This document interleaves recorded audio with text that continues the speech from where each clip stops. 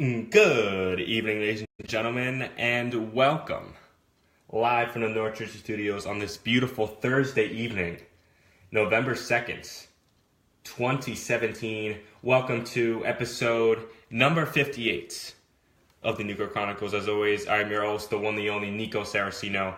I want to thank you guys for tuning in tonight. It's been a couple weeks since I last been on the show. For those of you who do recall, it was Wednesday. I did it on a Wednesday, October 18th, 2017. I kind of made reference to the fact that I was considering doing the show every other Thursday, as opposed to every week. I kind of made that decision, to be honest with you guys, in terms of the workload, in terms of my schedule and stuff like that. So I hope you guys are okay with that. That most likely will be the schedule moving forward, just so you know.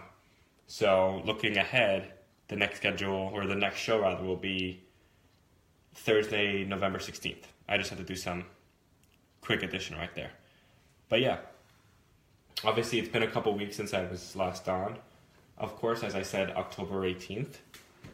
And if you do want to watch us here, actually, the Facebook Live link is facebook.com/The Nico Chronicles. You can also check us out via the Wix stream, thenicochronicles.wix.com/The Nico Chronicles. Or, of course, if you're old school, you can always listen to me via telephone at 701-801-2251 and go ahead and press 5 to chat, and I'll let you through.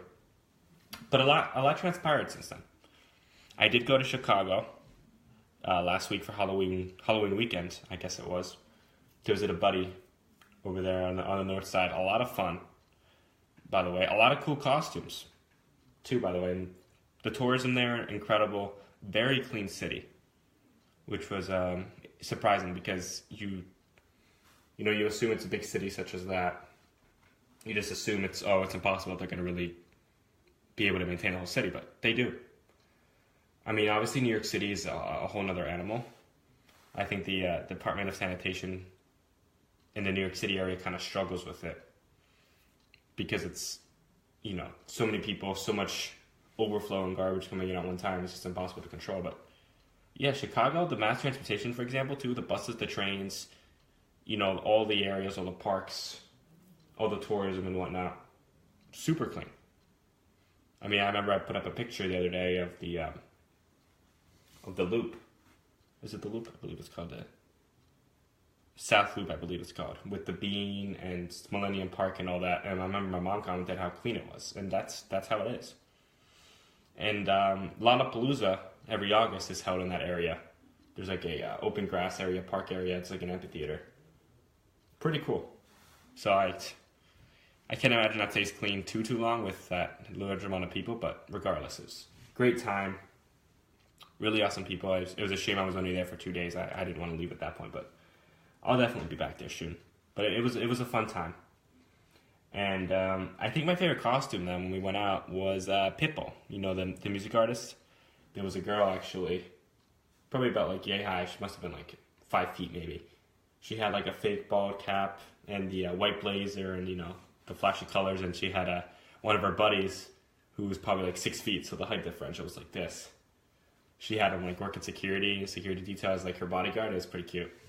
So that had to be my favorite. I mean, I'm probably biased because Pitbull is one of my favorite artists, but still, it was good stuff. So I enjoyed that. So Chicago overall, 100% loved it. So I was there last weekend. That was fun. Got back late Sunday night, and a lot's transpired since then. Congratulations to the Houston Astros. Let's give it up for them. A hell of a World Series. It took 7 games to get it done. This is, by many, being considered one of the greatest World Series ever. Game 6 ended 13-12 in extra innings.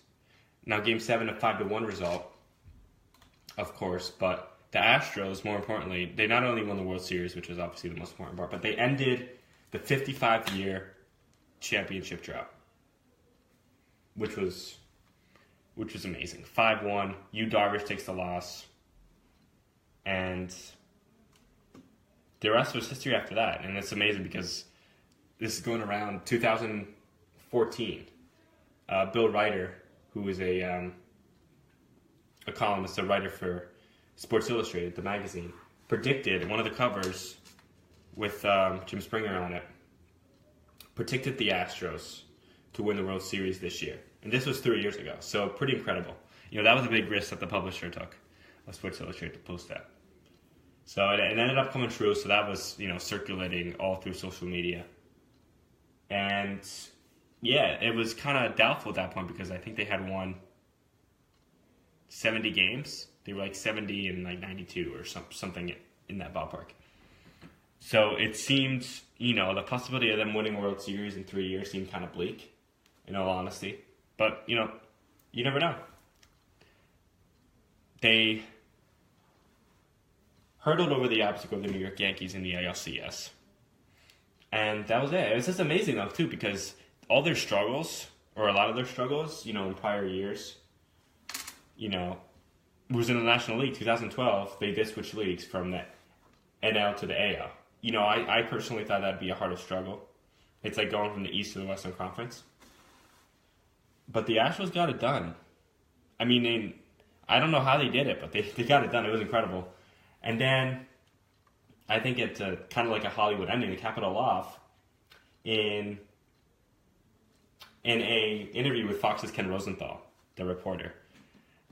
Shortstop of the Indians, who actually had a hit on the night, Carlos Correa, actually proposed to his fiancée, too, on live TV. So, they're engaged now. That was cool. She said yes.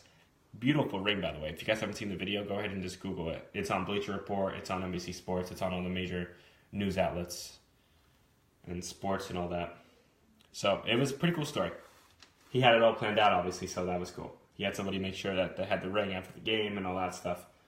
So, great job by the Astros. Very good job. So, from one Houston team to the other, congratulations again to the Houston Astros ending the 55-year drought. The third longest in the MLB, by the way. I believe Cleveland's at like 69 years. Thoughts and prayers to Deshaun Watson, because Deshaun Watson of the Houston Texans, now the football team, today, reports surfaced that he tore the ACL in his right knee at practice. And it was a non-contact injury. There was no gruesome report. There was no contact like Teddy Bridgewater's injury a few years ago. This was just halfway through practice on a grass field. Looked like he tripped or fell. He didn't yell. Doctors went to check up on him, and they determined the ACL tear in his right knee.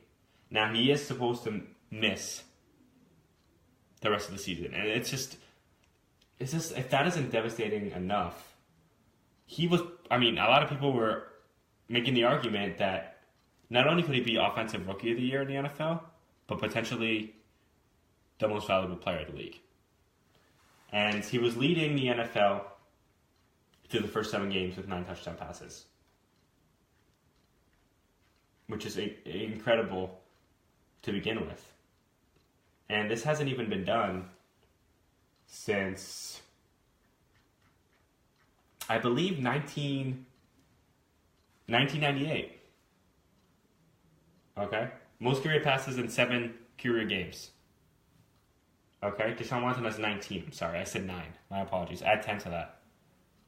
Next thing that came close to that was the 98-99 season. Of course, Hall of Famer Kurt Warner had 18. And then, the rest of the guys in the 80s are far behind that. Dan Marino with 15 and 83. So, Mark Ripplen with 16 and 88. It's going to be tough. And Tom Savage, is set to be the starter for the Texans, and he has no TD passes in his career. That's what's going to be tough. The Texans already don't have J.J. Watt. He's out for the year. Okay. The Texans signed Matt McCloy to back up Savage. So, this is going to be tough. Texans were 3-4, had a chance to win the division. Total QBR of 81.9 thus far. 269 rushing yards. That 19 is tied for first. Okay? Texans, as a result of the high-powered offense, averaging 30.7 points per game, the highest in the NFL. Last year they were 28th, so imagine that. They jumped from 28th to 1st. So it's tough. And a lot of star athletes, LeBron, Richard Sherman, a bunch of other guys offering their condolences. So it's a tough break for the Texans for Deshaun Watson. Thoughts and prayers go out to him, because that's tough. So we'll see how they're 7 games in, 9 games left of the regular season. We'll see how Houston can finish this. It's going to be interesting to see what happens. So thoughts and prayers go out to him. Of course, in terms of NFL as well, there is a Thursday night football game. Buffalo Bills taking on the New York Jets, who lost a tough one to the Patriots last week. Or 2 weeks ago. So looking at the score tonight,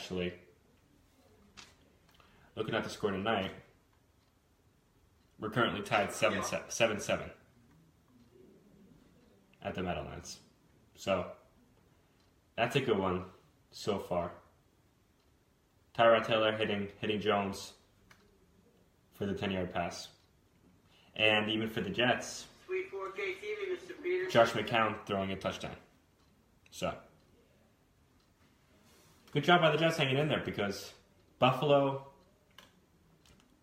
I believe they do have a share of first place still.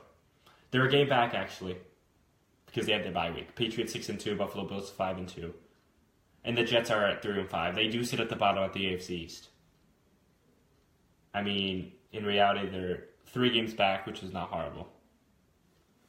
But yeah, it seems to be Patriots and Bills, which you don't say often 7 or 8 games into the season, the first half. It's usually, honestly, the past few years, the Patriots have run away with the AFC East. So the fact that this is still considered a race is incredible.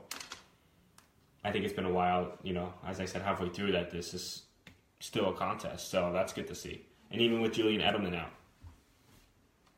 from the Patriots' perspective, they somehow, New England Patriots with Bill Belichick and Tom Brady, they somehow find a way to really take over, even despite all the injuries that they suffer. Jimmy Garoppolo, who has been Tom Brady's backup, for quite a few years now, and it filled in nicely when Bader was hurt, when he heard his name. He was traded for a second-round pick, I think a 2018 second-round pick, to the San Francisco 49ers, so he's gone. Essentially, the New England Patriots are banking on Brady here. That's a big risk to take for anybody. I mean, not to mention the pressure to stay healthy as well, so. We'll see what happens. I mean, Tom Brady's a fun guy to watch. I don't like the Patriots personally. I am a Giants fan, as many of you guys know. But you got to respect the skill of the GOAT. Arguably the greatest quarterback of all time. 5 Super Bowl rings. I mean, what more could you really want from the guy? So, 7-7 from New York, or from New Jersey, MetLife Stadium, about 30 minutes from where I am in the North Jersey studios. And of course, going to the hardwood. Golden State Warriors taking on the Spurs right now in a 10:30 game Eastern. Lakers vs. Trailblazers. So both the Spurs and the Warriors actually off to a slow start. Warriors 5-3 in the season. San Antonio Spurs 4-3. Last time I did tune in, the Spurs were leading. Let's just take a quick little game break. Actually, it's currently 57-45. 57-45 right now is the score. The San Antonio Spurs are leading in Texas. So quite a game. I mean, obviously, a rematch of the Western Conference Finals last year. So you best believe that this game is going to come down to the wire, or at least single digits. You look at the stats so far. For Golden State, for example, Klay Thompson leading the Warriors with 17 points. And then on the other side of the ball for the San Antonio Spurs, we have LaMarcus Aldridge actually coming alive here, leading the Spurs with 15. So, and that's still second quarter, about 11 minutes left in the second. So, quite an offensive spark being put on by Aldridge, who was criticized last year, especially against the Warriors for his lack of offensive production. He was brought over from Portland, separated now from Damian Lillard, who's going to be playing tonight. They were quite a tandem. He split up. He comes to San Antonio with the pressure of playing with Tim Duncan, Timmy D, the big fundamental. He doesn't produce much last year in terms of offensive numbers in the Western Conference Finals. Looking to redeem himself here. So, you got to be happy to see that. So those are some fun games to be watching. If you guys want to check that out, check your local listings for TNT. That's where you'll find both games back to back. And I recently watched. This is speaking of basketball. The Celtics aren't playing tonight, but shout out to Gordon Hayward. We wish him a speedy recovery. As you guys know, with that right ankle sprain, he's out for the season, or broken ankle, I should say. If you guys saw that injury, first game of the season against the Cavs, just really painful to watch. He actually sat down with NBC's Matt Lauer yesterday. They aired an interview today. It's a very heavy, very emotional interview. Gordon Hayward, he sits down with Matt, pretty much talks about the injury, what went through his mind. He says, listen, I'm going to be thinking about that injury for the rest of my life. That one play is going to stick with me forever. And it's true. You look at Derrick Rose with his ACL. He's never been the same player. That doesn't mean Gordon Hayward's not going to come back stronger, but it's a psychological thing when you're jumping up for a ball, for a lob, for example, when you're jumping up for a block to slam it, whatever the case may be. Whenever you're jumping off that foot, you're going to be thinking twice about it. You're going to be nervous. It's just the psyche of the body. It's how your brain is wired. It's impossible to flush that out. You could probably flush out the crowd noise, be a little more focused, but not thinking about that, pretty much impossible. So he pretty much said, hey, it's hit me hard. I'm happy to have my wife and kids to comfort me because he knows it's a long road to recovery. He says he's going to be back stronger than ever. And I really do wish him the best because you saw how emotional that was. Even the time of the injury, both sides of the ball. LeBron James doing the way they were praying. Kyrie Irving was emotional too. They kind of had a huddle, praying for him. So, just tough for that guy, Signed a $120 million contract, expected to play, he signed actually before Kyrie Irving. I think he was really what helped Kyrie decide to go to Boston or agree to that trade. They were expected to play alongside together, expected to go all the way, really, a chance to win the title. They trade Isaiah Thomas for Kyrie Irving, essentially, plus a few other guys, but in essence, they were in it. Their chips were all the way down on the table. They were betting the house. And now it seems like they are on a 6-game winning streak. But it's a lot of analysts or experts, so to speak, are predicting them probably to falter against the Celtics. Or against the Cavaliers. Because they just, quite frankly, don't have enough firepower. A lot of these analysts compare them to the Cleveland Cavs of old, minus LeBron. A bunch of young guys. Kyrie Irving is pretty much the oldest player right now in the Celtics. It's a bunch of rookies and sophomores, which isn't necessarily a bad thing. Youth is good for development, but for a team that wants to win now, for them to really learn the ins and outs of the game, certain things are going to be hard to pick up throughout the season. And I don't know if Kyrie, I love him. He's a great player. Shout out to him for being from Old Town, repping us hard. But I don't know if he's ready to take on that leadership role. That's a lot of pressure for one guy to handle. A lot of pressure for one guy to handle. And he was used to LeBron in the locker room, in the Cavs locker room, taking that leadership role. He's been the veteran playing for 15 years. Kyrie's been in the league, 5 years?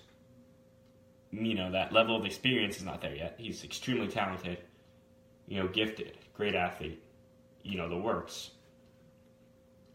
But, he went there for an additional opportunity, a chance to shine, and it's one of those things, be careful what you wish for. Now is really his chance. It's just a lot of pressure is going to be weighing on this. So, hopefully he's up for it. I'm rooting for him. As long as they lose against the Nets. The Brooklyn Nets. is obviously my team. So we'll see what happens, because that Celtics right now, they're 6-2. They're first in the Eastern Conference, first in the league actually. So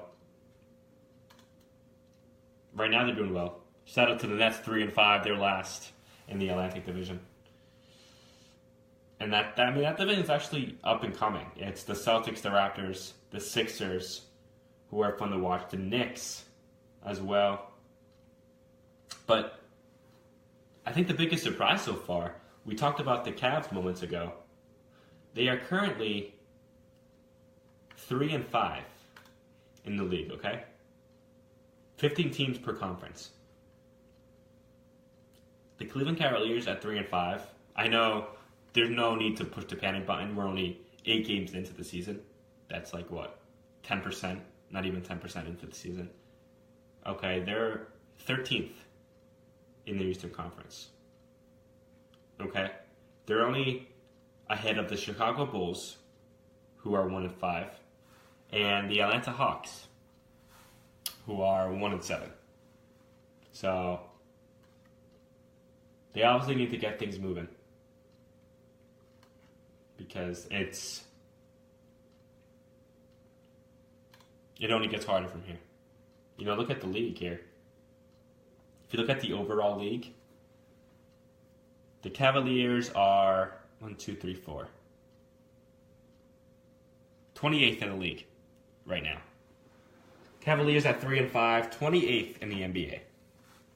Okay, just keep that in mind. I'm sure when we revisit this in about 3 months, at the All-Star break, they're probably going to be in the upper half of the East. I mean, the good always prevails. Obviously, LeBron is going to take them as far as he can.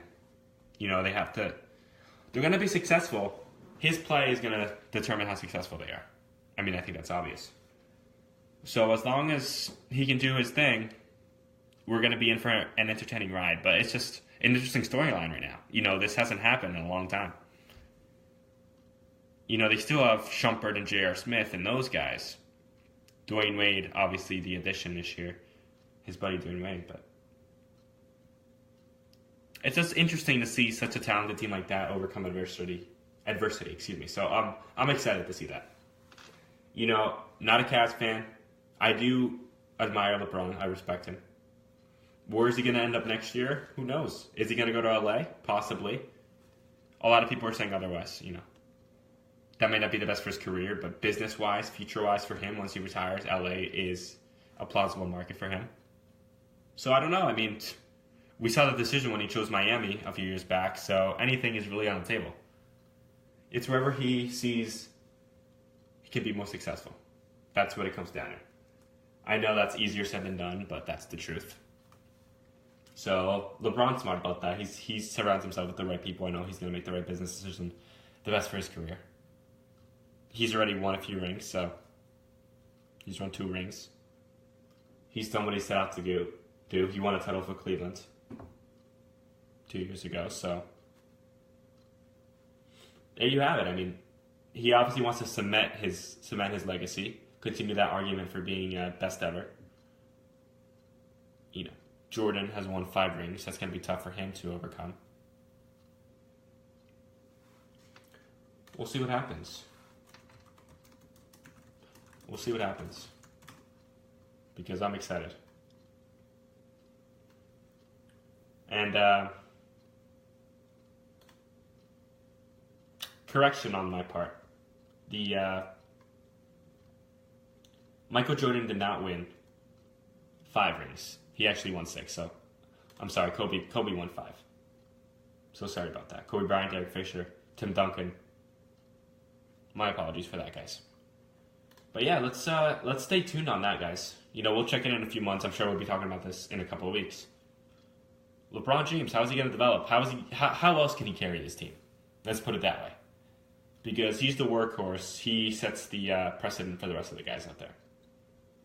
And he's actually looking the Cavs from like 2007 when they lost to the Spurs in 4 games. And when he carried us back in the round before that, in the Eastern Conference Finals against the Detroit Pistons. Remember that? Chauncey Billups Rasheed Wallace, Ben Wallace, Rip Hamilton, Tayshaun Prince. Those guys, they slayed the dragon there. David versus Goliath. That was a great series. When LeBron was just getting started, really. So is he gonna have to pull that early career magic just for them to reach the finals? We'll see. Just strap in, guys, because it's gonna be a long season. It's just getting started. It's only a couple weeks old. So we shall see. But thank you guys for tuning in to episode 58. It's been a real pleasure. It's been good to be back. As I mentioned at the start of the show, we will be back Thursday, November 16th, 2017. We'll be back, episode 59. We're pushing 60 here, guys. Pushing 60. Gonna be a fun time. Talk some more NBA, maybe some MLB offseason, NFL. See if any big names have stepped up these past few weeks. And it's going to be a fun time, guys. So thanks for tuning in. Shout out to my parents for watching. I saw they tuned in via the Facebook live stream. Thank you for everything, everyone. Thanks for tuning in tonight. I wish you guys a fabulous rest of your Thursday evening. Enjoy yourselves. Have a phenomenal weekend. And I love you guys. Take care.